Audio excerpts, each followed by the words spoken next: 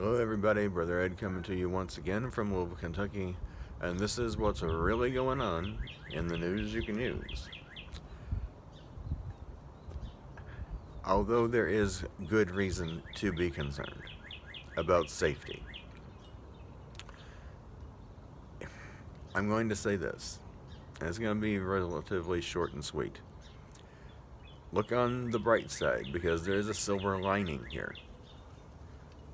Although there is likely, not only from, well, even if we don't go to war, which I think looks inevitable,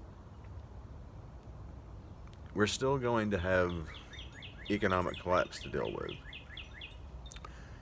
But if we do, as it inevitably appears, deal with war, and we could potentially be invaded. I hate to say that, but we could. Russia, China, all their allies, it could happen. And I think it's likely that it will, if this goes into all that. China's army is like 100 million strong. That's not even including Russia and all their allies.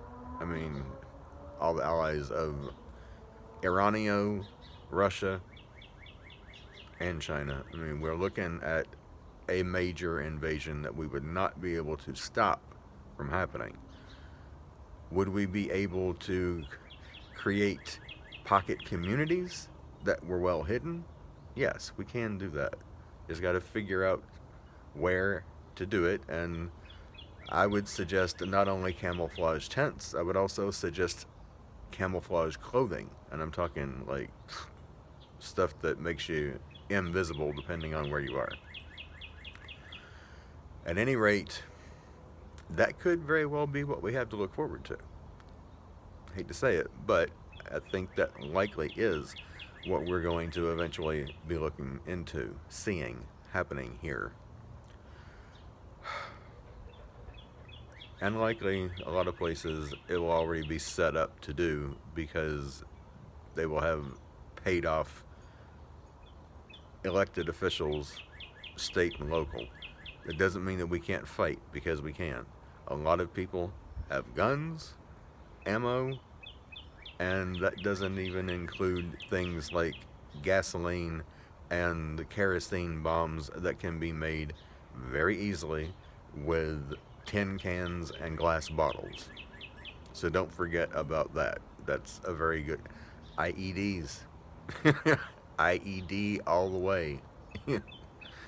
Those can be very easily and done and very effectively used. Yeah, trust and believe. Just do some research on what IEDs did to the American military in Iraq and Afghanistan. They're very effective. But as far as nuking is concerned, I don't think that we really need to be terribly concerned about that. These people want the land, if not, they're going to want at least some people still left around to do their slave work for them.